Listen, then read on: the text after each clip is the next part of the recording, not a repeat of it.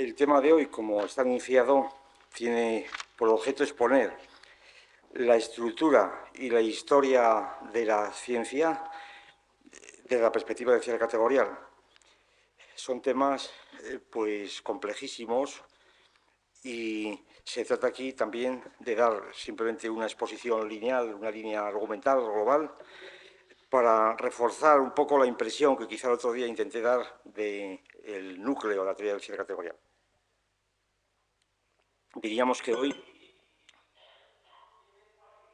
se trataría de poner en funcionamiento la teoría en estos aspectos que son, por otra parte, tan importantes y de los que tanto se discute y se habla hoy día. Estructura e historia. Estos son los dos términos que figuran en el título de la exposición de hoy. Estructura e historia, es decir, dos términos que pertenecen a un proceso típicamente dialéctico, que no se pueden separar, que al mismo tiempo están separados y enfrentados, contextos de justificación, contextos de descubrimiento, por ejemplo, génesis, sistema, etcétera, etcétera. Montones de sinónimos que todos ellos manifiestan que, en cierto modo, hay una incompatibilidad entre ambos. Por lo menos este es el punto de vista que yo tendría de ver esta cuestión. No hay simplemente una complementariedad, una mera complementariedad, sino que hay una relación dialéctica de contradicción, pero sin embargo de implicación al mismo tiempo. Las cuestiones que voy a exponer tienen que ver precisamente con esta dialéctica, cuya exposición general tampoco pertenece al asunto y por eso la doy por omitida. Simplemente subrayar esto, que cuando yo hablo de estructura y de historia, o de historia y sistema, o cosas similares,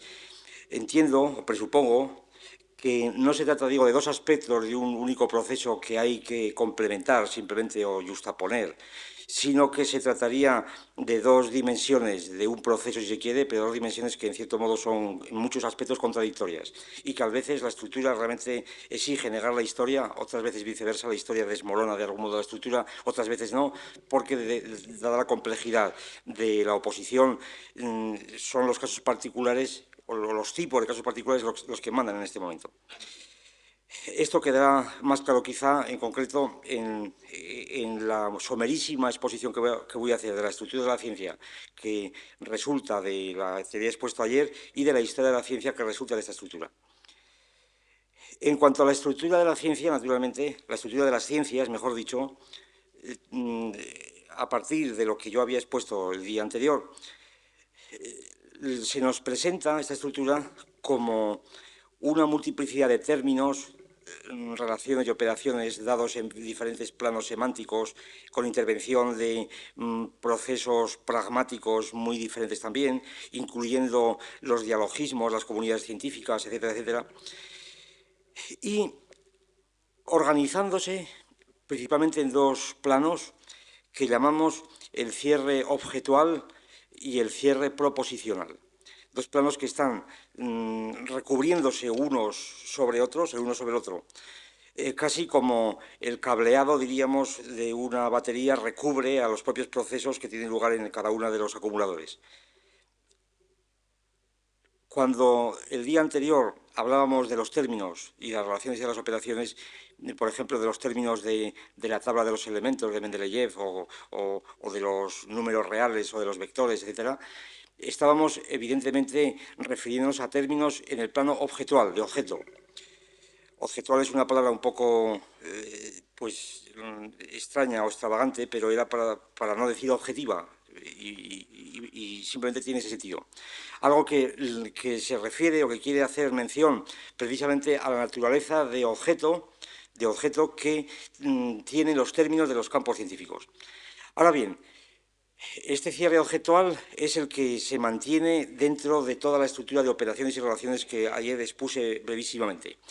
Pero las relaciones incluyen inmediatamente proposiciones o implican proposiciones. Simplemente la relación A menor que B ya es una proposición. Y entonces las proposiciones, en tanto que a su vez se vinculan con otras proposiciones de otros tipos muy diversos y confluyen entre sí, determinan esta capa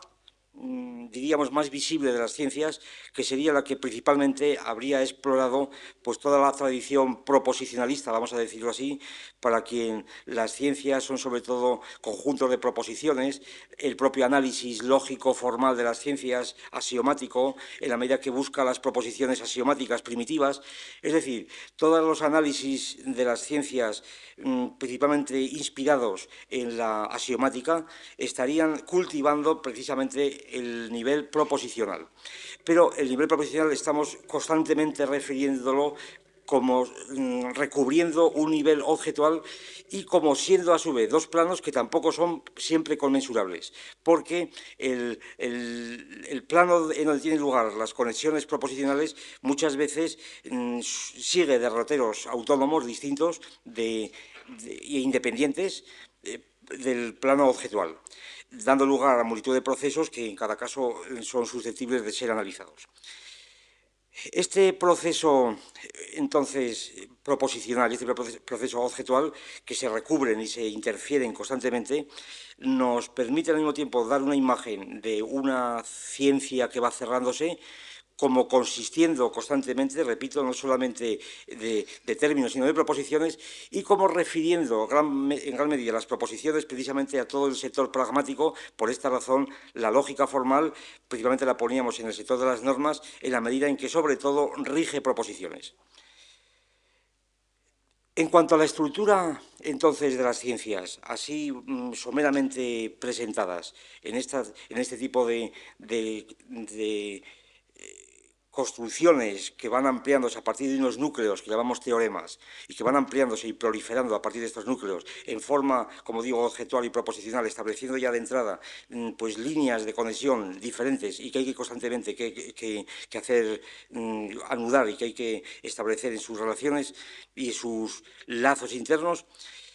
La estructura de las ciencias, entonces, la analizamos principalmente distinguiendo en ellas, sobre todo, lo que llamamos principios y modos, siguiendo deliberadamente una tradición clásica, la tradición pues aristotélica e incluso escolástica y euclidiana en definitiva, principios y modos, distinguiendo los principios de las ciencias, o tomando como principio de las ciencias precisamente ciertas determinaciones en general materiales, no formales, que tienen lugar en el campo semántico, principalmente, y por tanto que se refieren sobre todo a los objetos, pero también a las relaciones y por tanto a las proposiciones.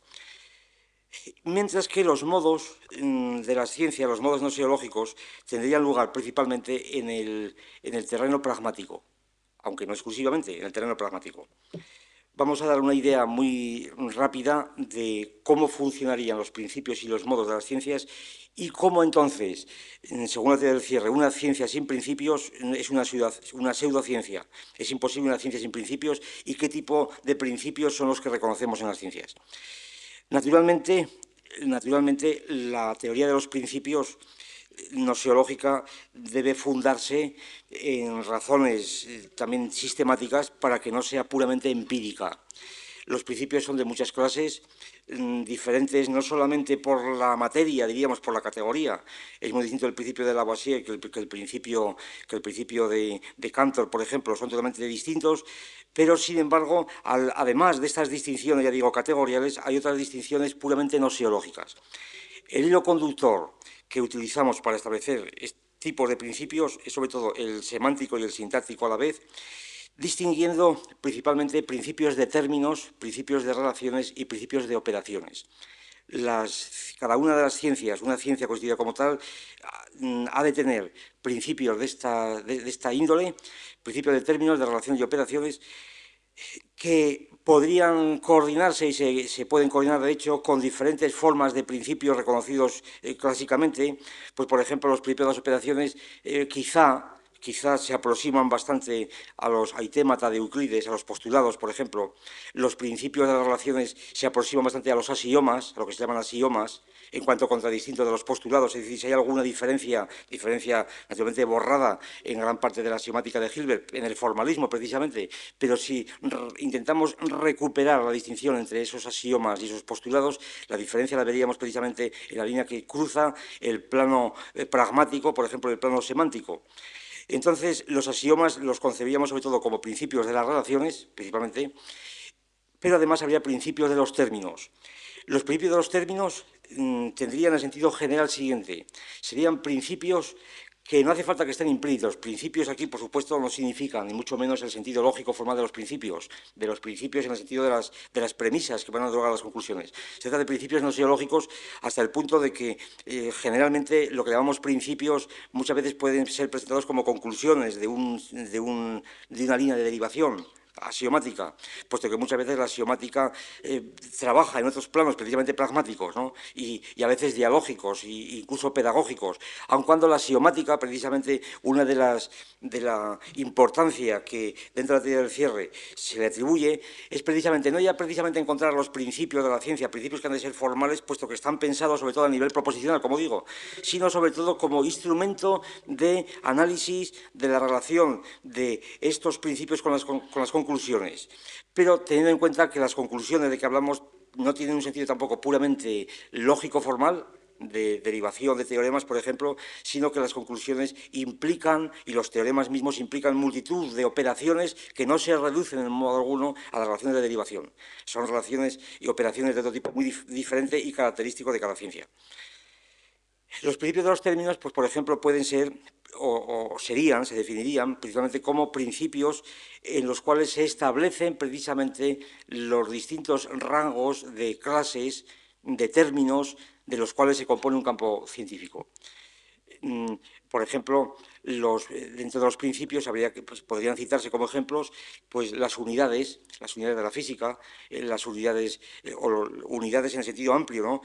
Pues no solamente una dina o un ergio, sino también los elementos químicos, la definición, diríamos, del calcio o del uranio, pongamos por caso, estos serían principios de términos que pueden y deben darse en todos los niveles semánticos que hemos establecido, en un nivel fenoménico, en un nivel fisicalista, en un nivel esencial. Por ejemplo, para referirme otra vez al mismo ejemplo de la química, pues en un nivel fenoménico los términos y los principios de los términos de la química consistirían de algún modo en todo lo que la tradición llamaba cualidades secundarias, colores, sabores, el espectroscopio, las primeras experiencias del espectroscopio en donde los colores y los lugares de los colores juegan un papel esencial. Naturalmente, estas definiciones de términos y estos principios de términos a nivel fenomenológico son enteramente insuficientes, pero tampoco es posible eliminarlas ni cortarlas cuando ulteriormente vamos pasando a principios de términos a nivel fisicalista, como puedan ser, por ejemplo, todos los que tienen que ver con relaciones de distancia, pongamos por caso, las rayas del espectro, la serie de Balmer, por ejemplo, o incluso cuando se logra ya un principio de términos estrictos, como puedan ser la definición de un elemento químico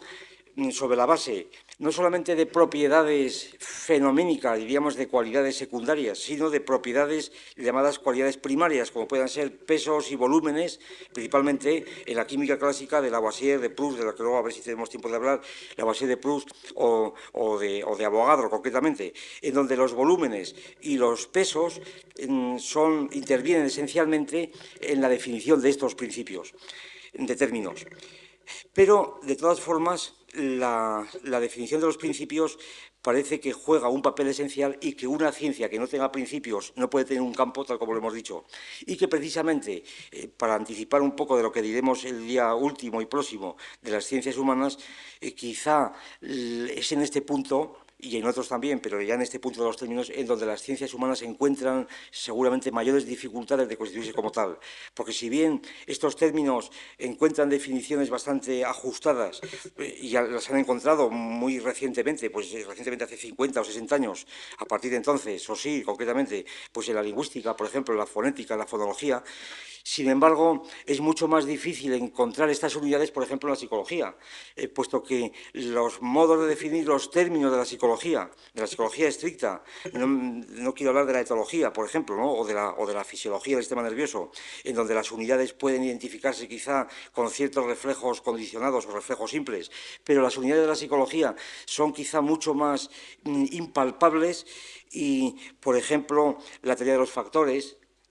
pongamos por caso la teoría de los factores, las teorías factoriales de la inteligencia, que más o menos intentan identificar y localizar términos sobre los cuales se pudiera construir una ciencia psicológica de la inteligencia o de las aptitudes, pues probablemente, por lo que dicen los técnicos, probablemente aquí lo único que se consigue son ciertas identificaciones de tipo estadístico, puramente estadístico, resultado del análisis factorial de diferentes test, y estos resultados conducen simplemente a unos términos que propiamente parece que son términos de un análisis estadístico, pero sin que pueda decirse de ellos nada más. Cuando se habla del factor G y del factor S, etcétera, sin que se pueda decirse nada más. Y entonces, esta ausencia de términos determinaría verdaderamente una situación de inferioridad en muchas ciencias humanas. No digamos cuando estas unidades son unidades tales como complejo de Edipo o como instinto o cosas similares, o instinto de alimentación o instinto sexual o cosas por el estilo, en donde ya los elementos son casi similares o comparables a lo que podían ser los ángeles y los arcángeles en la teoría de San Isidoro, ¿verdad?, para formar toda la estructura cosmogónica del pseudo Dionisio, y donde se puede razonar, y se ha razonado, como sabemos todos, durante siglos y siglos, con toda precisión, distinguiendo las clases de arcángeles como se distinguen las clases de insectos, según con las alas, etc. Entonces, con las alas y las patas, con toda precisión. Pero evidentemente aquí lo que falta aquí es precisamente criterio de identificación de los términos. Entonces, en cuanto a los principios de las relaciones, como quiera que el tiempo ya está ya al galope otra vez, dada la relatividad del tiempo, claro, voy a referirme casi únicamente a en fin, mutilando algo que tendría que ser esencial, verdaderamente, pero voy a referirme casi únicamente, exclusivamente, a los principios de las relaciones que tienen que ver con, que se reducen, según la teoría que expusimos el otro día, de la verdad como identidad, a los principios que, de algún modo, de relaciones que tienen que ver con la identidad, principios que, de algún modo, son principios de identidad, de un modo u otro. Yo diría, y diríamos en general durante el cierre, que los principios de identidad son principios esenciales en toda ciencia, y que una ciencia comporta unas docenas, quizá, de principios de identidad, entendiendo por identidad, como vamos a ver, pues un tipo de relación muy característica, una identidad sintética cuya naturaleza es muy compleja, pero que por los ejemplos que yo voy a poner se puede sugerir perfectamente qué es lo que se entiende bajo esta rúbrica. La existencia de principios de identidad o asimilados, ¿verdad? Igualdad, congruencia, semejanza, similitud. En las ciencias es un hecho, pues, evidente, un hecho observado por todos. Los principios de conservación, por ejemplo, de las ciencias naturales, o de la química, de la física, reinterpretados como principios de identidad. Naturalmente, el problema consiste en interpretar la presencia de estos principios de identidad en multitud de ciencias diferentes completamente y tratar de encontrar un método de análisis del juego, por así decir, que estos principios de identidad desempeñan o realizan en las diferentes ciencias. Como sabemos todos, las dos hipótesis, diríamos, que podríamos al respecto citar, tomar como referencia, sería una de tipo metafísico, si quieren, según la cual la identidad está en la realidad, las cosas son idénticas y, naturalmente, son los hombres los que pusieron diversidad en las cosas mediante su signo, la teoría que podíamos remontar a Parménides, a los eleatas, y que hoy día pues aparece de vez en cuando levantar cabeza, concretamente en el libro ese de Serrón sobre el universo físico, aparece literalmente una teoría de tipo parmenídico aplicado a la física. Habría realmente una continuidad entre todos los diferentes términos y las distinciones serían puramente pragmáticas, derivadas del lenguaje, y la identidad sería impuesta por la naturaleza misma de las cosas. Si las ciencias quieren conocer la realidad, es natural que tengan que plegarse a la identidad que entre las cosas existe por principio. Esta doctrina, salva veritate, es decir, prescindiendo de que se acepte o no, evidentemente no es gnoseológica, no se mantiene a la escala de una teoría de la ciencia, sino que es a lo sumo una teoría metafísica. Pero tampoco consideramos suficiente la justificación, que parece más crítica y que, por ejemplo, hizo escuela con Meyerson y tantos otros, según la cual la identidad es una regla que necesita la mente humana, como quiera que la mente humana está presidida por la identidad o estaría presidida por la identidad, entonces de ahí la necesidad también de concebir bajo, tratar de encontrar identidades ante cualquier campo de su consideración, porque únicamente así podría desarrollar su estructura lógica. Tampoco esta explicación de la presencia, de la abundancia de los principios de identidad en las ciencias nos parece suficiente porque de lo que se trata es no de reconocer, por ejemplo, o de partir del postulado de que la mente se rija por la identidad, principio, por otra parte, sumamente discutible, dada cuenta de la naturaleza dialéctica de la propia lógica. Pero, aunque así fuese, de lo que se trata en la teoría de la ciencia, tal como lo entendemos, es no de explicar o de partir de una hipótesis psicológica, supongo que sería la hipótesis según la cual la mente, si esto tiene algún sentido, entre comillas, se rige por la identidad, sino tratar de ver por qué razón es posible una construcción de objetos con estos esquemas mentales. Como quiera que aquí estamos suponiendo que no utilizamos la distinción de lo mental y lo real, de lo lógico, de lo formal y lo material, entonces este tipo de explicación de índole psicológica también la rechazamos. Por esto, la justificación gnoseológica que podríamos dar a la abundancia de principio de identidad que encontramos en las diferentes ciencias se resuelve principalmente en este punto, en que si las ciencias buscan establecer verdades, no universalmente, no necesariamente, no ubicuamente, puesto que también hay errores, aun cuando el error se mantiene siempre en un plano distinto de la verdad, es decir, la apariencia que ofrece la simbología, por ejemplo, de la lógica formal procedente de Frege, de 1 y 0, de V y F, para designar la verdad y la falsedad, esta apariencia de que la verdad y la falsedad son dos referencias que se mantienen en el mismo plano, es una doctrina ontológica complejísima que no tiene por qué, en principio, atarnos para una teoría de la ciencia. Nosotros suponemos que el error se mantiene en un plano distinto completamente de la verdad, puesto que si la verdad la hemos conceptuado como localizada precisamente en esta identidad sintética, entonces la presencia, puesto que la identidad sintética es el principio del cierre, precisamente, es el nudo de los cierres, entonces la presencia de principios de identidad quedaría automáticamente justificada por esta misma circunstancia. Los principios de identidad son aquellos principios que hacen posible, en principio, las verdades en una ciencia determinada, el establecimiento de estos nudos de identidades sintéticas en los que consisten las verdades. Entonces, una ciencia sin principios de identidad, implícitos, explícitos, generalmente explícitos cuando la sistematización de las ciencias y su formalización ha llegado a un límite mínimo, pues la necesidad de pedir identidad sería evidente, sería casi inmediata y al mismo tiempo serviría de un test para mostrar cuándo una ciencia no es ciencia, cuando no tiene estos principios de identidad. Voy a poner unos ejemplos también muy rápidos de lo que podrían ser estos principios de identidad.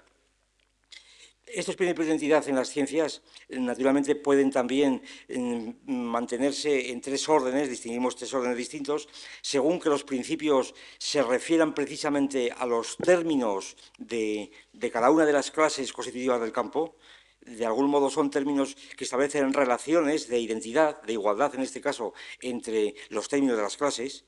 Por ejemplo, las igualdades de los pesos atómicos, de la tabla de los elementos químicos, o de las formas, de las figuras en el formalismo del álgebra, pongamos por caso, o bien pueden mantenerse en relaciones entre clases distintas, o bien en relaciones que están mediadas por las propias operaciones propias de cada ciencia, propias de cada campo categorial. De aquí sale una tipología rica de principios de identidad, cada una de los cuales tiene diferente lógica, diríamos, diferente modo de comportarse, y de los cuales voy a poner algunos ejemplos rápidos, más que nada para ilustrar lo que entenderíamos por principios de identidad. El principio de la inercia, por ejemplo, para ponerlo lo más al alcance de todos. el principio de la inercia de Newton pues podría entenderse como un principio de identidad. Pero un principio de identidad que si se aplica, por ejemplo, únicamente a los términos, por ejemplo, a las masas, supuestas que las masas sean términos del campo de la mecánica, entonces este principio posiblemente sería metafísico o implicaría el concepto metafísico de una masa que está aislada de todas las demás en un universo de un espacio vacío. Y entonces esta definición o esta interpretación del principio de identidad aplicada a una masa aislada de todo el resto de las otras masas posiblemente sería un principio metafísico.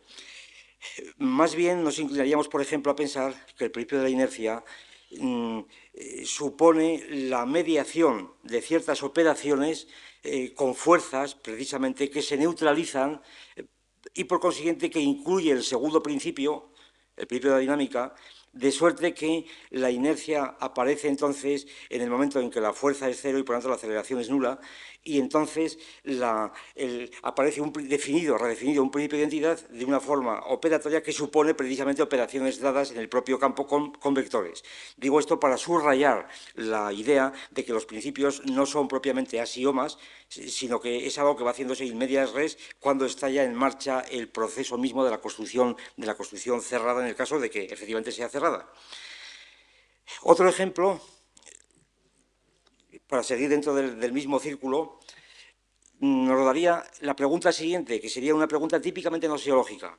La pregunta que, al margen de la teoría del cierre, posiblemente puede parecer extemporánea y completamente sin sentido incluso, la pregunta ¿y por qué? ¿Por qué motivo? ¿Por qué razón?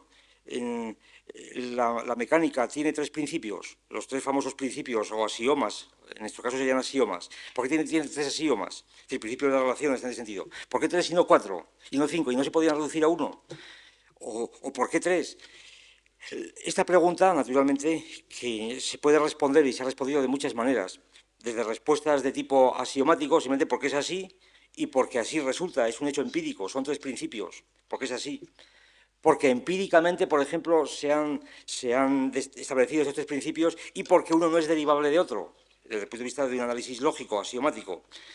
Evidentemente, aquí se vería muy bien cómo la axiomática, a lo sumo, nos permitiría establecer la independencia de los principios, pero no el número de principios de una ciencia.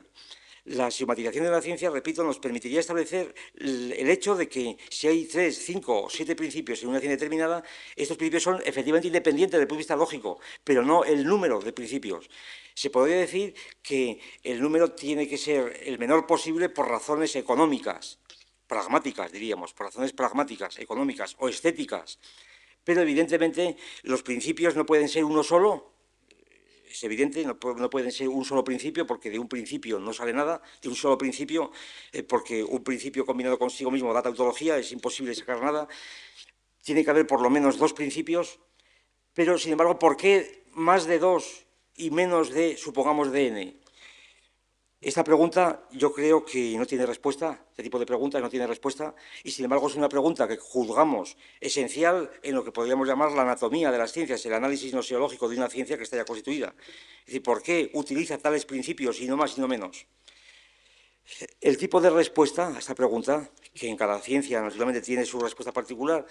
tendría sentido dentro de la teoría del cierre, y yo me permito subrayar la importancia de esta pregunta dentro de una teoría de la ciencia que quiere dar cuenta de la anatomía, valga la metáfora de nuevo, de la propia ciencia y de su propia fisiología. La pregunta ¿por qué una ciencia tiene determinado número de principios? Podría responderse, en principio, en la teoría del cierre categorial, a partir del análisis del campo. Es decir, si suponemos que un campo determinado consta de tres clases de términos diferentes, entonces los principios mínimos que debía tener esa ciencia para que fuera cerrada estarían en función del número de clases de que consta su campo. Y los principios de relaciones, por ejemplo, de segundo orden, tendrían que ser, si eran tres, tendrían que ser otros tres ligando la primera con la segunda con la tercera y la primera con la tercera, por ejemplo. Tendrían que existir tres tipos de principios y probablemente un intento que hemos hecho de analizar los principios de Newton en este sentido, los principios de Newton podrían reexponerse precisamente en este contexto. También todos estos ensayos como natural son siempre discutibles, sus resultados son siempre provisionales, siempre mejorables, pero en todo caso creemos que este es un ejemplo muy obvio y muy ostensivo del tipo de preguntas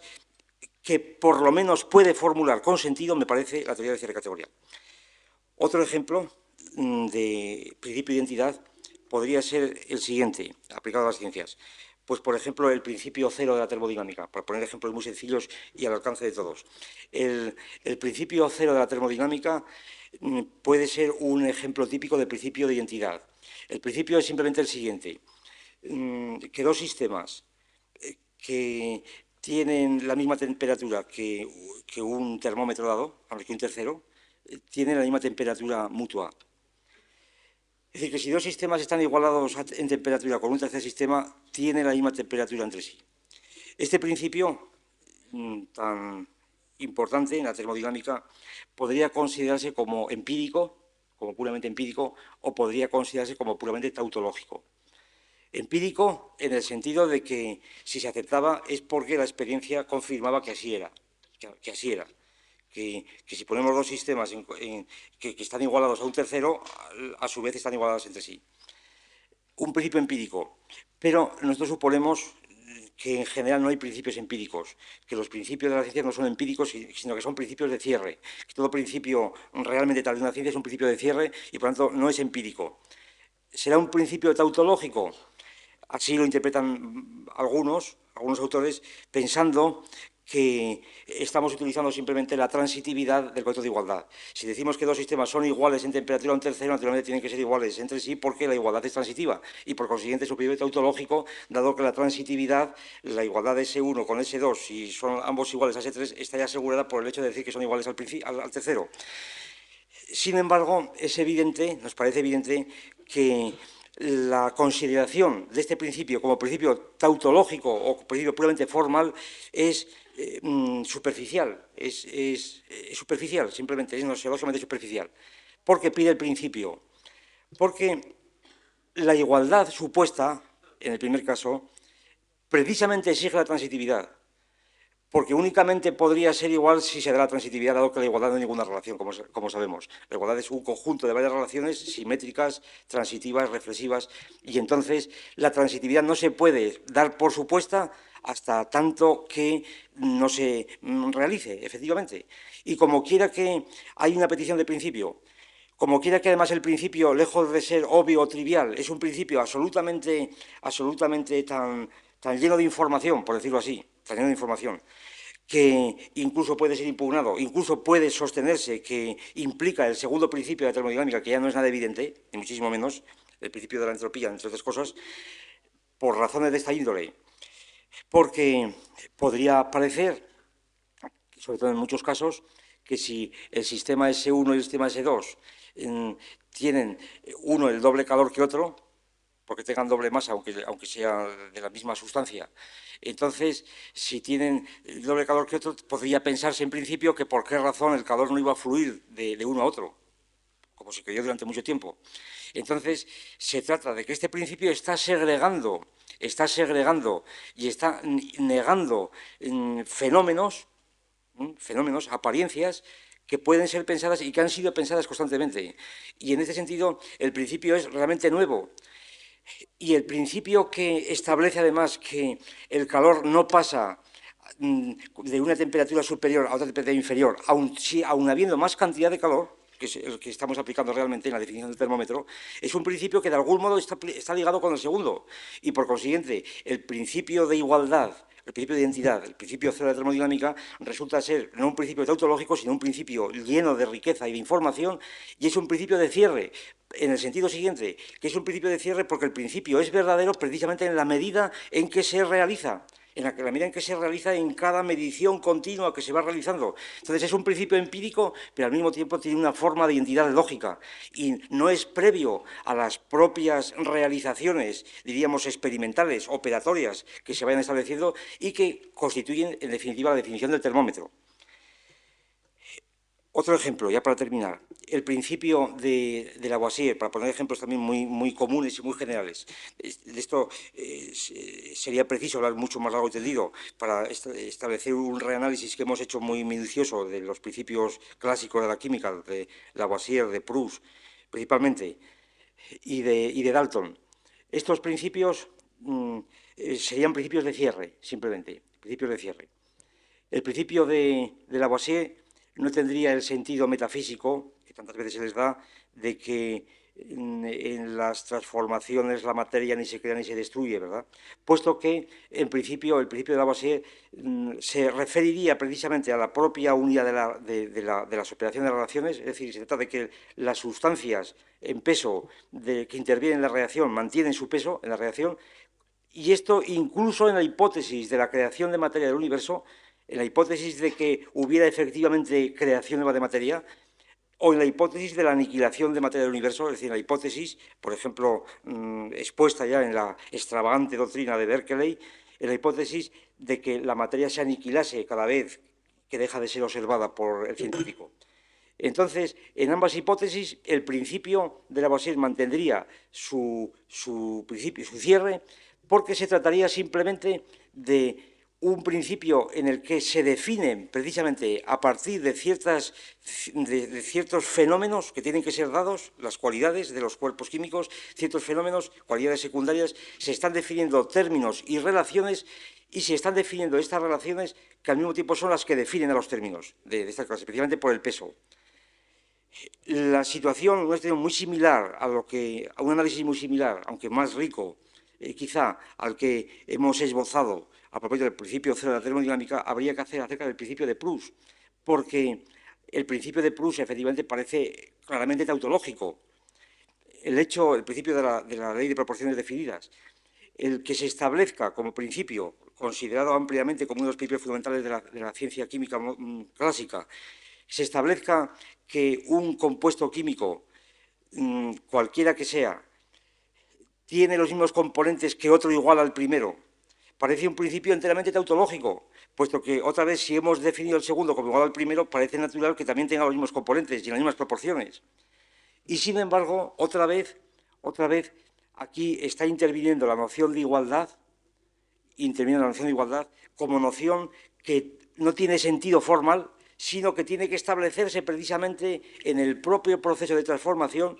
en donde, cuando tenemos en cuenta, otra vez, la inserción de estas sustancias que intervienen en la reacción, la inserción contextual, fenoménica de estas sustancias, estamos, al establecer esto, entre otras cosas, por ejemplo,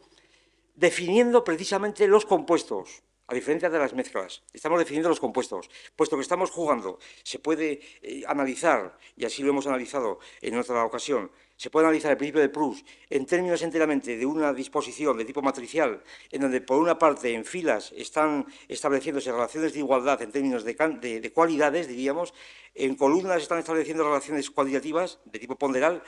y el cierre tiene lugar, una suerte de isomorfismo en la identidad precisamente de las nuevas totalizaciones que están dando, que implican precisamente la composición ponderal similar de las partes. Y entonces es en esta identidad que se está produciendo en donde se están definiendo propiamente las combinaciones en cuanto a distintas eran las mezclas, la famosa polémica de Berthollet con el propio Proust, etc. El mismo Kuhn, si mal no recuerdo, interpreta el principio de Proust como un principio tautológico cuando se le ve a la luz del principio de Dalton, cosa totalmente discutible, puesto que el principio de Dalton en modo alguno tampoco es tautológico, ni tampoco lo es el de Proust, tal como lo entendemos. Según esto, ya termino este punto, este aspecto de la exposición de hoy. Según esto, el principio de Proust sería un principio típico de identidad que define nada menos que los compuestos químicos, un principio dialéctico que únicamente exige la realización constante de la identidad precisamente de esos términos y sus relaciones ponderales, y al margen del cual no podría hablarse de ciencia química. Así también la importancia que tienen toda la teoría de las constantes en las ciencias naturales, la teoría de las constantes, por ejemplo, la ley de Goldberg, que no tengo tiempo de analizarla aquí, que también parece una ley tautológica, y en absoluto lo es, naturalmente, mucho menos, es una ley complejísima, en absoluto es una ley tautológica, pero la ley de Goldberg resultaría que nos remite, entre otras, a una constante. La presencia de constantes, simplemente las constantes, suelen ser, generalmente, como es evidente, resultado pues, de razones o de proporciones que marcan una razón o una relación que se reitera constantemente y que se asimila con mucha facilidad, en muchos casos, a principios de identidad. Los principios de cuantificación y la cuantificación de las ciencias es otro capítulo interesantísimo y, como sabido, que la teoría del cierre categorial aborda o puede abordar o cree estar en condiciones de poder abordar con resultados verdaderamente importantes, creemos, porque aquí el hecho de exigir la cuantificación en las ciencias, hecho que también muchas veces se apoya en el hecho del materialismo, diríamos, mecánico, en el hecho de que todo sea cuantitativo, y si la realidad es cuantitativa, corpórea, entonces es natural que las ciencias sean cuantitativas, o bien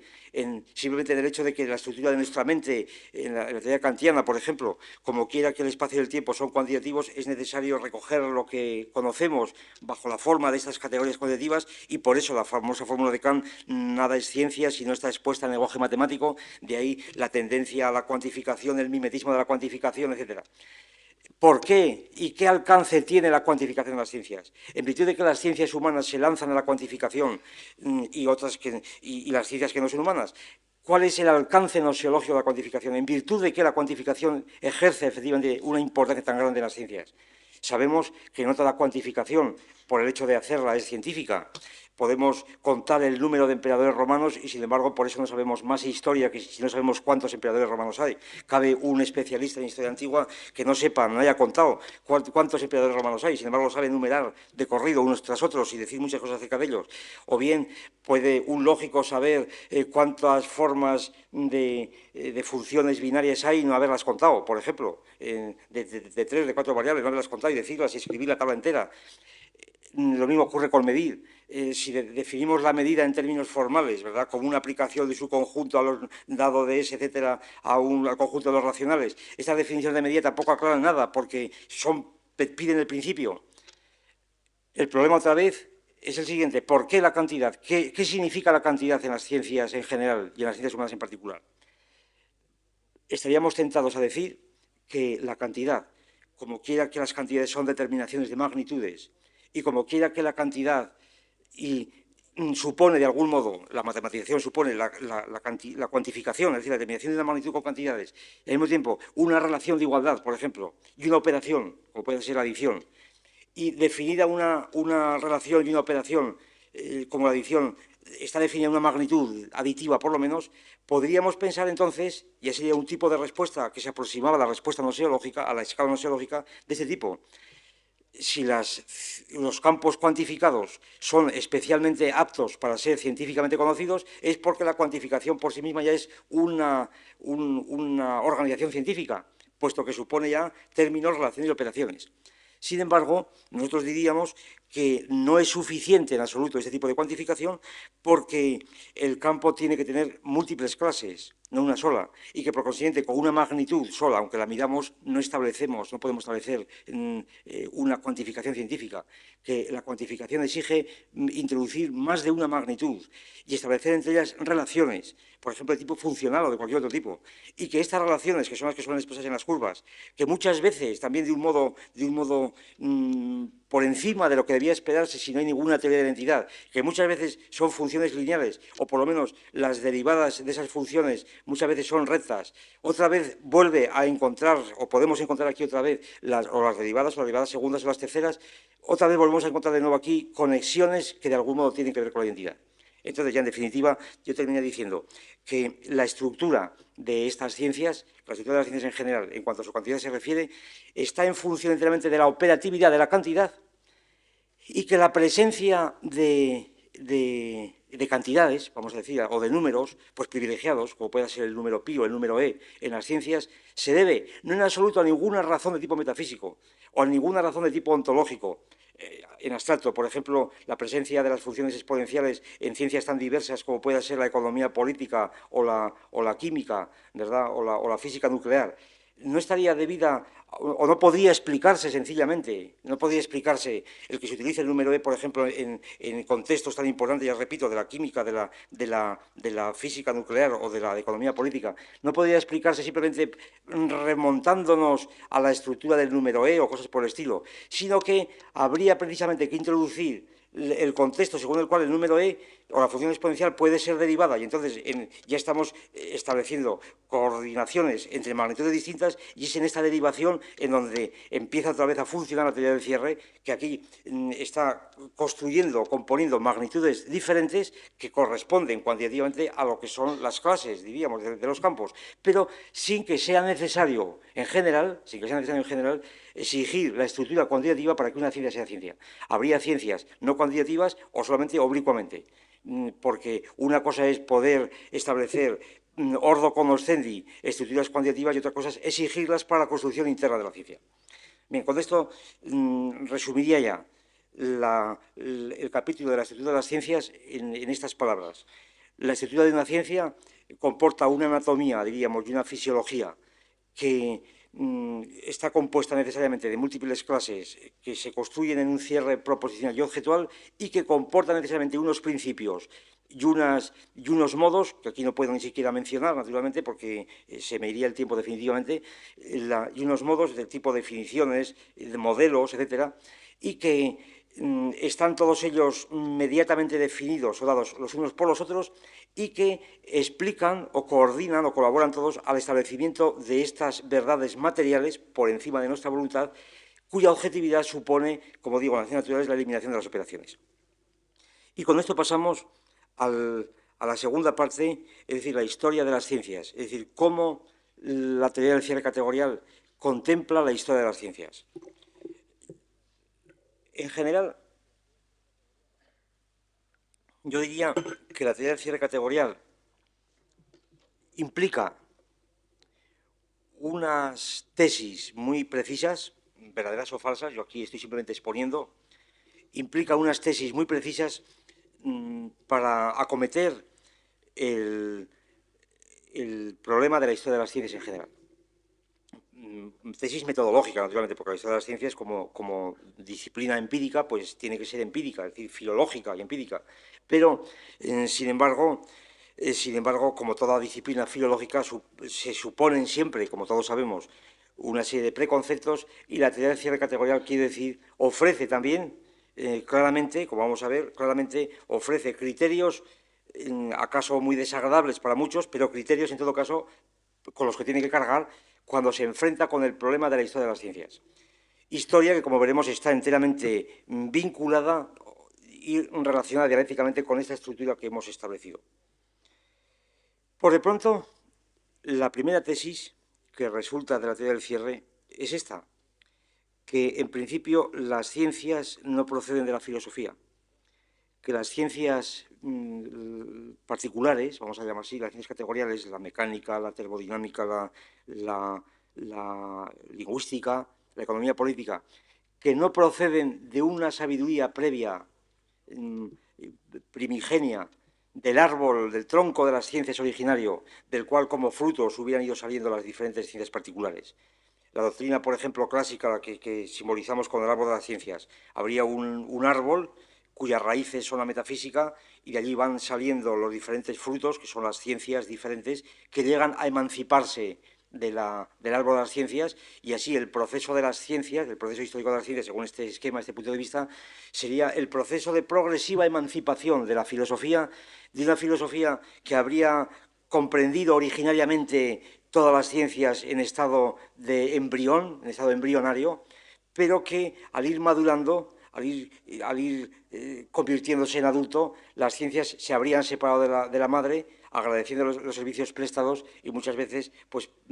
tirándole coces, como es natural, e intentando incluso aplicando allí una especie de complejo de Electra, ¿verdad? Matarla para que la filosofía no vuelva a renacer, para no volver al seno materno filosófico, naturalmente, y entonces para que la ciencia pueda. Esta tesis, que tiene una tradición muy amplia, es en nuestro país principalmente. Yo diría que está casi como disuelta en la filosofía mundana, sobre todo de gentes, no de antiguos positivistas, sino de gentes de letras. Yo la he visto y seguramente lo que voy a citar pues es experiencia conocida de todos. Muchas veces yo he visto, y supongo que los demás, he visto individuos que jurando y perjurando contra la filosofía creían ser más científicos en su ciencia. Aquí se trata ya claramente de una voluntad de ser científico, de una voluntad de no querer ser filósofo, una voluntad muy sana, pero es que esta voluntad yo diría no hace falta. Cuando es científico no hace falta ni tenerla, ni se acuerda uno del asunto, ¿no? Ni se acuerda de este asunto. Es decir, la voluntad de no querer ser filósofo, yo creo, me parece que demuestra que cuando se hace el nombre de una ciencia dada, demuestra que esa ciencia no está constituida, por lo menos es un indicio para pensar que esa ciencia no es constituida, que necesita separarse, y con razón, porque la ciencia, como intentamos mostrar, no es una filosofía. Y entonces esta voluntad de querer no ser filosofía demuestra que no tiene una plataforma segura. Por eso nosotros decimos que las ciencias no proceden de la filosofía, que la filosofía procede de otras fuentes distintas. Aquí ni hacemos ningún juicio de valor, ni superiores ni inferiores, simplemente son hechos culturales, históricos que están ahí, que son irreversibles, ahí están. Y entonces las ciencias tendrían fuentes distintas de la filosofía. Para resumirlo rápidamente, la opinión que mantenemos al respecto es esta. La filosofía procedería de los grandes mitos neolíticos, para tomar una referencia prehistórica, ¿verdad?, pero suficientemente próxima en la investigación de los filólogos, procedería de los grandes mitos neolíticos, por otra parte indispensables, imprescindibles, y que de algún modo nos siguen envolviendo. Y las ciencias, en cambio, procederían de las tecnologías. Las tecnologías muy diversas, y estas tecnologías que, pues por ejemplo, son las que la función de las tecnologías no tiene, la teoría de la ciencia categorial no tiene simplemente el sentido de una repetición de una tesis muy conocida ya de Aristóteles, de que primero los hombres debieron dedicarse a las funciones prácticas y después buscaron el ocio creador de la ciencia. Tampoco tiene el sentido empírico de que efectivamente se puede constatar detrás de una ciencia una tecnología previa. Detrás de la química está la metalurgia o la cocina, detrás de la geometría está la agrimensura, pongamos por caso, o la albañilería. La teoría del cierre interpreta este episodio precursor de la tecnología de las ciencias en este sentido, de que las ciencias, como no tienen objetos sino campos, y los campos están ya previamente trabajados, por así decir, por la propia actividad racional humana, que está ya dada en las tecnologías, entonces resultaría que las ciencias no pisan un campo virgen, por decirlo así, no pisan un campo virgen, sino que el campo sobre el cual las ciencias tratan es un campo que está ya organizado de algún modo por las técnicas, y las tecnologías son las que ofrecen la primera organización de este campo, y que son precisamente los conflictos muchas veces entre las tecnologías diferentes los que determinan la inconmensurabilidad entre tecnologías diferentes, las que determinan la aparición de ciencias y de otro nivel que desborda o cubre o remonta cada una de las tecnologías y da lugar a las ciencias, precisamente por la introducción de las esencias, de lo que llamamos esencias, y esencias aquí significa, ya digo, exclusivamente esto, algo que está vinculando el nivel fisicalista y el nivel semántico. Una esencia es, por ejemplo, digo esto para evitar cualquier susto al que tenga todavía la tensión antimetafísica, ¿verdad? Una esencia pues puede ser simplemente la definición de un elemento químico, pongamos por caso simplemente, o la definición de una circunferencia en la medida que es distinta del redondel. Entonces, por la definición de una circunferencia por lugares geométricos o por cualquier otro procedimiento sería una esencia geométrica, a diferencia del redondel, que sería un fenómeno, por ejemplo. Entonces, la introducción de estas esencias y, por lo tanto, de los contextos determinantes que las instauran sería característico del nuevo nivel en donde aparece un tipo nuevo de formación científica y de verdad que sería característico de las ciencias. La filosofía, entonces, en su relación con las ciencias, la haríamos dependiente de otras fuentes distintas, pero experimentando una inflexión característica e histórica, por lo menos la filosofía de nuestra tradición, precisamente en el momento, esta es una tesis histórica muy precisa, claro, por tanto que puede ser desmentida, para hablar en términos popperianos, en el momento en que la filosofía se vinculase de algún modo con la geometría. Y entonces la conexión de filosofía y geometría que habría tenido lugar precisamente entre los griegos, es decir, tales el geómetra y Anaximandro y Anaxágoras y tantos otros, ¿verdad? Y Platón, nadie entra aquí sin saber geometría. La circunstancia de que estos grandes profetas, diríamos, de la filosofía hayan sido también geómetras, no la entendemos como una mera coincidencia empírica, sino como algo que tiene que ver con la propia estructura de la tradición filosófica diríamos, griega, distinta, por supuesto, de otras tradiciones filosóficas, por ejemplo, la India, donde más que geometría habría ni siquiera aritmética, es decir, el hecho de la enumeración de los pasajes y de contar, y de establecer recuentos de frases, de aforismos, etc. La interferencia, diríamos, de la geometría con aquella mitología, diríamos, es lo que se llamaría la racionalización del mito, si esto tiene algún sentido, puesto que el mito y la mitología ya es a su vez un logos, como los filólogos saben perfectamente mucho mejor que yo. Entonces, las tecnologías serían el origen de las ciencias y al mismo tiempo las ciencias, como sabemos, están insertas enteramente en el propio proceso tecnológico. Las ciencias al mismo tiempo dan lugar a tecnologías. Podría ilustrar este hecho pues aquel pasaje de la diótrica de Descartes, cuando Descartes apela al jardinero, a los jardineros para hacer una nueva definición del ipse, no por secciones cónicas, sino simplemente por lugares geométricos, y entonces Descartes dice que este procedimiento que toma de los jardineros, es decir, de un artesano que saben construir las elipses y saben definir prácticamente, que este procedimiento, sin embargo, una vez, diríamos, esencializado, puede dar lugar a construir elipses mucho más abundantes y otro tipo de curvas diferentes que puedan incluso ser reutilizadas por la jardinería o para otros fines prácticos cualesquiera. Las ciencias, entonces, según esto también, en la medida en que salen de las tecnologías, según este tipo de mecanismos, en donde las tecnologías de algún modo constituyen la primera arqueología o morfología de sus campos,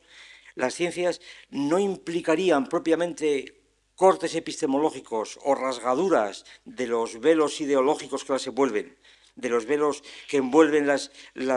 tecnologías, naturalmente, las propias tecnologías y después las ciencias. La constitución de la ciencia no implicaría entonces, según esta doctrina del cierre, propiamente el hecho de romper, de cortar, como quiere la tradición de Bachelard o del propio Althusser en otro orden, de cortar con la ideología, que en este caso sería cortar con los fenómenos, sino que simplemente lo que exige la constitución de la ciencia es el cierre. Y este cierre puede tener lugar precisamente en el agua madre ideológica de mayor potencia que se pueda imaginar. Casos aquí abundantísimos podríamos citar, desde la aritmología de los pitagóricos, sin perjuicio de la cual descubrieron algunos teoremas importantes, o la astronomía de Kepler, sin perjuicio de la cual descubrió leyes importantes, o de la teoría del flogisto de Dalton incluso, ¿verdad?, o del calórico, sin perjuicio de la cual, etcétera. Es decir, o del propio Carnot. Es decir, habría multitud de ejemplos que mostrarían que el cortar con las ideologías no sería condición previa para la constitución de una ciencia, sino que más bien ocurriría lo contrario muchas veces, que sería la constitución, el cierre, el núcleo del primer cierre de una ciencia, lo que iría sirviendo de cuchillo, por así decir, para ir segregando aquello que cae fuera del cierre propio de una ciencia y para ir eliminando las ideologías y traspasándolas a otra región religiosa, mítica, poética o incluso filosófica muchas veces. Entonces, el proceso de crecimiento de una ciencia tendría lugar de este modo, a partir de unos núcleos, teoremas, núcleos que podrían incluso compararse con puntos de cristalización diferentes, que van creciendo, van organizando, van cerrándose y terminan por confluir o por declararse incompatibles con otros o incluso inconmensurables con otros. Según esto, la imagen de la historia de la ciencia que propicia la teoría del cierre categorial no es en absoluto una imagen lineal, ni acumulativa, ni por supuesto, tampoco una imagen de índole revolucionario que procede por cortes o por saltos. Dos palabras, entonces, para ir terminando ya, dos palabras en lo que se refiere a las diferencias, por ejemplo, que podíamos señalar entre esta imagen de la historia de la ciencia y la cuestión de la historia interna e historia externa, tal como lo ha tratado Kuhn o el propio Lakatos. Dos palabras simplemente. Si la teoría de los paradigmas de Kuhn, tan famosa y tan en vigencia en nuestros días, la teoría de los paradigmas y la teoría de las revoluciones científicas como cambios de paradigmas, cuando se contempla desde la teoría del cierre,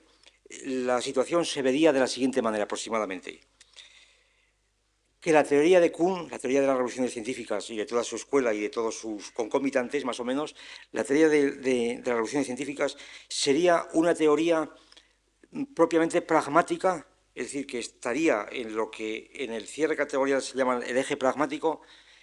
porque estaría contemplando la historia de las ciencias a nivel principalmente de los paradigmas que presiden a determinadas comunidades científicas en la medida en que se diferencian de otras comunidades científicas. Es decir, el punto de vista de esta historia de la ciencia, y de ahí seguramente saca su gran potencia crítica, sin duda ninguna, sería genérico. Se establecería precisamente el hecho histórico de que hay cambios, efectivamente, en la historia de las ciencias, como lo hay en la historia del arte o en la historia de cualquier otra formación, en la historia de la religión o en la historia de la indumentaria, que hay cambios, que estos cambios no son gratuitos, sino que tienen una cierta estructura de cambio y que estos cambios, en el caso de las ciencias, pero también se podría extender al arte, etcétera, tienen la forma de una época en donde la comunidad de los científicos está siendo regulada o presidida por ciertas normas, de ahí la ciencia normal, de ahí precisamente el concepto de ciencia normal y la razón por la que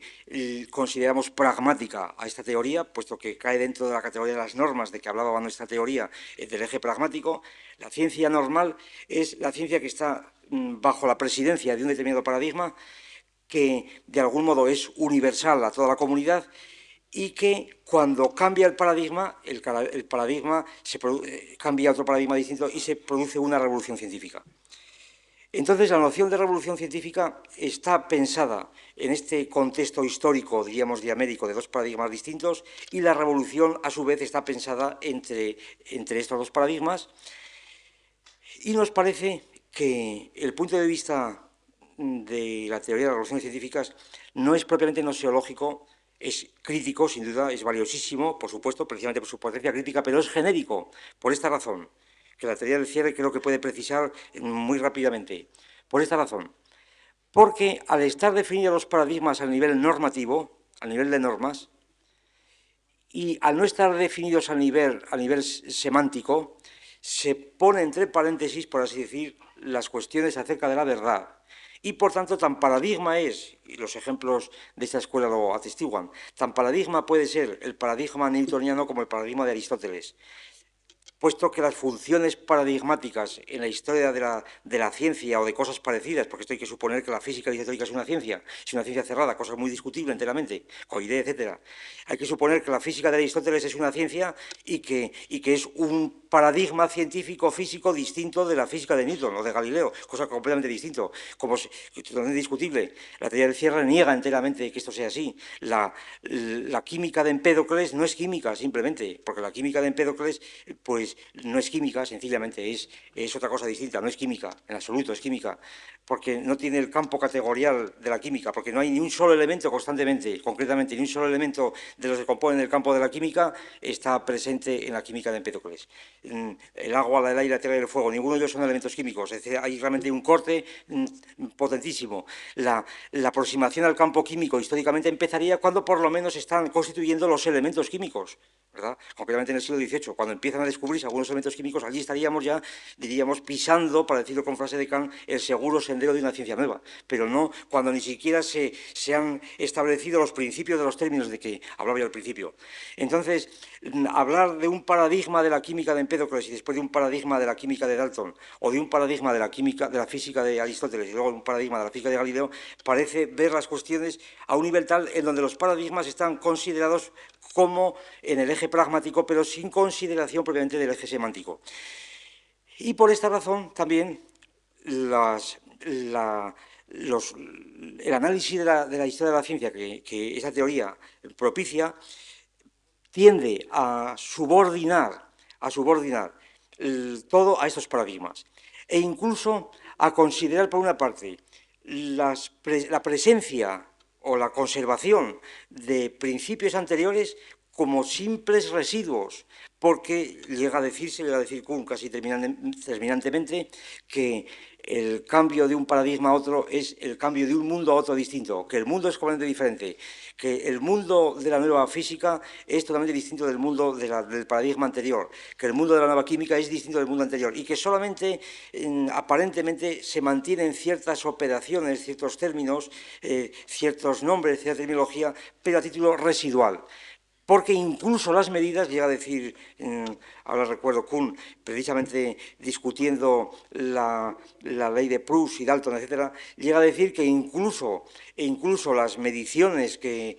Proust habría hecho entre diferentes óxidos, las proporciones de diferentes óxidos de cobre,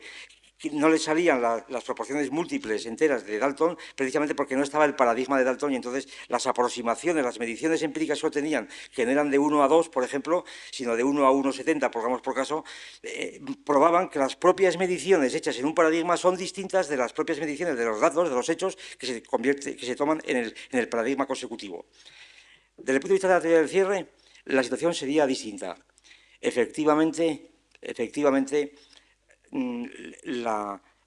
transformación del campo es notable simplemente por el hecho de que un contexto determinante es envuelto en otro más amplio o es enfrentado con otro, pero sin embargo de un modo, diríamos, conservador, no de un modo lineal, de un modo conservador. De un modo conservador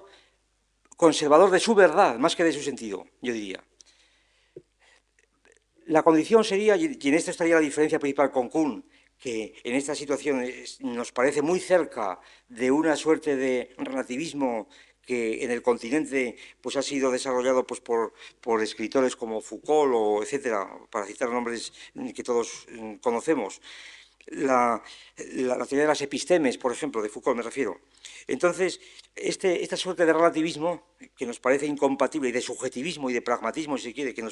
porque por crítica que sea, y lo es, y lo sigue siendo, puesto que es la prueba de fuego que tiene que pasar enteramente toda la teoría de la verdad, sin embargo, nos parece seguir siendo una doctrina incompatible con el materialismo, en la medida en que el materialismo nos parece incluye necesariamente una teoría de la verdad objetiva que si lo es, en las condiciones que después diré, ciertamente, si tengo tiempo, no puede de ninguna manera ser concebida en términos historicistas o relativistas. La condición entonces que yo pondría sería simplemente esta, que en el proceso de cambio, efectivamente, de una fase científica a otra,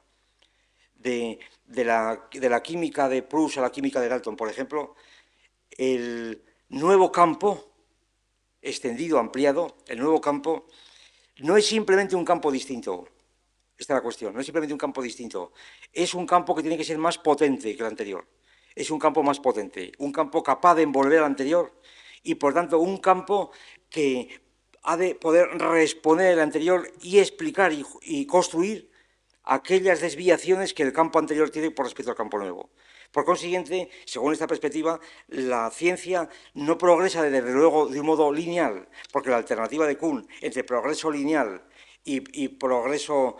o acumulativo o normal y progreso revolucionario, esto es justamente lo que aquí se discute. Porque como Kuhn nada menos considera dentro de la ciencia normal al establecimiento de constantes, literalmente, en la ciencia normal se establece dentro de un paradigma constantes y se establecen leyes, que son principios y axiomas, la ley de Coulomb, concretamente cita Kuhn. Naturalmente, nada menos que atribuir a la ciencia normal la competencia de establecer constantes que para nosotros son precisamente la verdadera constitución de la ciencia, porque antes de las constantes o antes de las leyes, en ese sentido, no hay ciencia. Hay otra cosa, no hay ciencia. Entonces, la ciencia normal queda, por así decir, subordinada a una tarea acumulativa, cuando desde la teoría del cierre la ciencia normal es verdaderamente constitutiva. Y lo que es más bien fenoménico y casi metafórico es el concepto de revolución científica. Es casi importado de la política, etcétera. Es el concepto de revolución, sin negar la estructura extremadamente dialéctica del proceso histórico, en donde intervienen cuestiones externas, diríamos, de historia externa esencialmente, determinadas por la propia tecnología, determinadas por la posibilidad de la desviación completa de la ciencia de su cierre, del error, la genética nazi, por ejemplo, para poner un caso, o la propia, toda la época de Michuline, para citar otros ejemplos también conocidos, soviética. Entonces, estas determinaciones externas están influyendo, sin duda, es evidente en la historia de la ciencia, pero lo importante es saber conectar o engranar estos estímulos externos de la historia de la ciencia con los propios cierres internos. Lo importante no es reconocer que hay una historia externa e interna, sino saber ver o tener categoría suficiente para poder establecer el punto en donde engranan. Y creemos que la teoría del cierre ofrece en cada momento los puntos en donde engranan y al mismo tiempo ofrece una imagen de la historia de la ciencia, en absoluto, repito, lineal, no podría serlo, porque no tiene sentido que lo sea, no hay tal línea, no hay tal acumulación, pero tampoco, sin embargo, acumulativa. Acumulativa en el sentido dialéctico, ya voy terminando, porque, por ejemplo, podría servirnos de paradigma simplemente lo que ocurre en el campo de los números, nada menos, cuando un punto dado interpretado de este modo, en la teoría de los números reales, simplemente llega a un punto cuando resulta algorítmicamente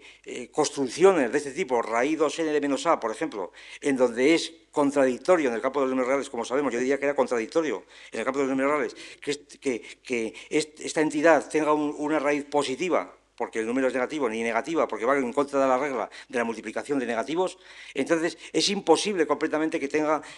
soluciones reales. Sin embargo, como sabemos perfectamente, el desarrollo de las matemáticas, la teoría de los números aquí, consiste en la introducción de unas entidades llamadas números imaginarios, definidas precisamente operatoriamente, a saber, porque se pueden combinar por producto y por suma, es decir, polinómicamente se pueden combinar con los números reales, y porque de ahí parte la redefinición de los números complejos que envuelven enteramente la contradicción, la envuelven precisamente desarrollándola y reduciendo el campo anterior a un caso particular. Una situación en las ciencias formales similar, nos parece muy parecida a la que ocurre en la propia química clásica con el descubrimiento de los isótopos, porque también la química clásica, la categoría de química clásica, quedaría desbordada enteramente, la tabla de Mendeleev quedaría desbordada por la determinación de los isótopos que están fuera enteramente de los marcos del campo de la química clásica. Pero la introducción de los isótopos y el desarrollo de la física nuclear, etcétera, y de la química nuclear o la química atómica, quiero decir, daría lugar a una redefinición de toda la química clásica, en donde esas contradicciones a ese nivel quedarían de algún modo reabsorbidas. Conclusión, para terminar ya. Yo diría entonces que el desarrollo de las ciencias es un episodio de un desarrollo mucho más amplio, mucho más vasto de las categorías generales culturales y de la producción, en donde las ciencias son determinaciones esenciales, fundamentales, aunque no exclusivas, porque la historia de la ciencia no creo que pueda asumir en sí el monopolio de la historia de la razón. La razón, el logos, para utilizar la frase estoica, en el sentido estoico también, no se resuelve únicamente, creemos, en la ciencia, pero sin embargo el logos científico sería un logos privilegiado, por así decir, característico, y una vez descubierto sería completamente imposible renunciar a él. Si no quisiéramos renunciar también, sería imposible, vamos, imposible. No creo que fuera prácticamente cuestión elegible. Es un hecho histórico y casi biológico, diríamos, que está ahí y que tiene sus características propias, su dialéctica propia y, por tanto, su desarrollo propio también. En relación con la filosofía, yo diría entonces que el desarrollo de las ciencias, lejos de ir mermando y cercenando el campo de las ciencias de los frutos que van cayendo según esta imagen intuitiva pero falsa, porque la verdad de esa imagen es simplemente la imagen del árbol que tenemos ahí presente, pero en cuanto separamos esa imagen molesta, que estorba, vemos que detrás de ella no hay nada. Entonces, si retiramos la imagen del árbol, la situación se ve de otro modo. Precisamente el desarrollo de las ciencias, de la racionalidad científica, categorial, etcétera, en el sentido que entendemos nosotros, lejos de mermar, digo, el desarrollo o el campo de la filosofía, lo incrementa, le aporta multitud de problemas nuevos, multitud de material nuevo, en la medida en que las categorías científicas cerradas, en muy distintos grados,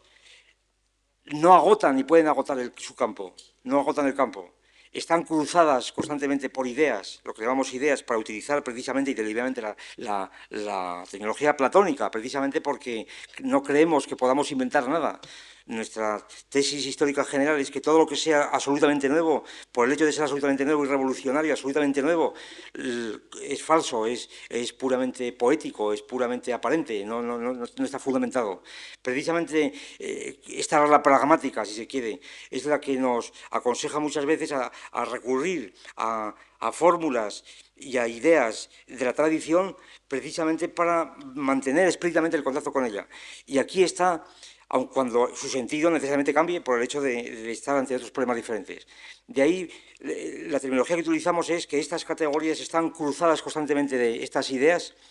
que serían el tema de la filosofía. Estas ideas que son objetivas, tan objetivas como las categorías, que no son ideas subjetivas, están ahí, querámoslo o no queramos, tienen su dialéctica propia, necesitan estar cruzadas y desarrolladas a través de las ciencias. Pero las ciencias logran este cierre racional, logran esta prueba, esta demostración que no logra la filosofía realmente. Este cierre que logran las ciencias, no siempre, sino en algunos de sus puntos, muy privilegiados también, por supuesto, muy privilegiados, muy particulares. Este cierre, esta verdad objetiva, yo diría que es objetiva, pero en la medida en que esa objetividad, de algún modo, o en esa objetividad, tiene mucho que ver nuestra propia actividad corpórea, concretamente. Que, para terminar con un ejemplo que ilustre el alcance de lo que quiero decir, o la filosofía implícita de lo que quiero decir, que si la química es verdadera, no es tanto porque los principios de conservación o los principios de los términos de las relaciones, etcétera, de la ciencia química, registren formas absolutas del universo que nos rodea, formas eternas del universo que nos rodea. Si así fuese, la ciencia en cuestión sería independiente de los fenómenos, que evidentemente son dependientes de nosotros, por ejemplo, de los fenómenos cromáticos o acústicos o del sabor. Serían simplemente independientes de nosotros. Esto parece imposible aceptar. Sería desconectar propiamente el contenido objetivo de las ciencias del contenido empírico de las propias ciencias y del contenido operacional. Entonces, la objetividad de la química, para seguir este ejemplo, no estribaría, repito, en que ella nos ofrece o nos revela la estructura de la materia, vamos a decirlo así, en absoluto, como si esta materia fuese, tal como se nos aparece en la estructura química, algo independiente por completo en su organización de nuestras operaciones. Tampoco las verdades químicas serían convencionales, serían redes que aplicamos a la realidad,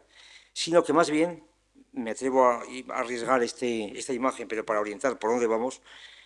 más bien la situación sería de este tipo, que las verdades químicas,